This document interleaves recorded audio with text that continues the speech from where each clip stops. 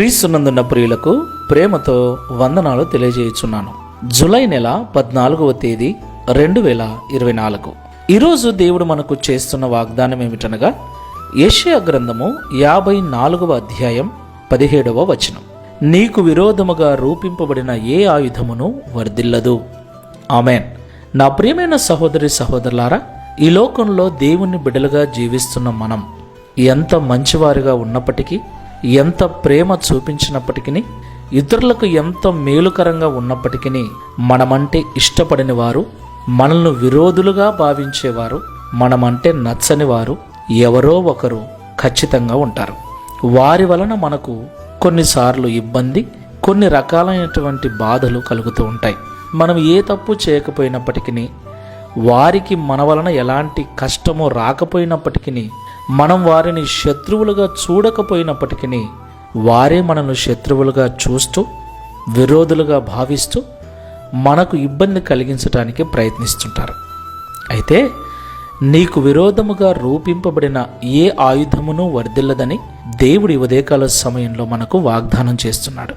ప్రియులారా, ఒక విషయం గుర్తుపెట్టుకోండి. దేవుని బిడ్డలమైన మనకు ఈ లోకంలో ఉన్నటువంటి ఒకే ఒక విరోధి అపవాది అయిన సాతాను మాత్రమే.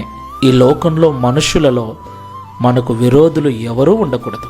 మనల్ని ఎవరైనా అనుకుంటే దేవునికి స్తోత్రం, దేవుడే వారిని మారుస్తాడు. అయితే మనం మాత్రం ఎవరిని కూడా విరోధులుగా, శత్రువులుగా చూడకూడదు. అందరి మేలు కొరకు మనం ప్రార్థన చేయాలి. అలాగున్న తీర్మానం చేసుకొని ప్రార్థన చేసుకుందాం. పరిశుద్ధుడా, ప్రేమగల తండ్రి, మీకు స్తోత్రాలు చెల్లిస్తూ ఉన్నాం.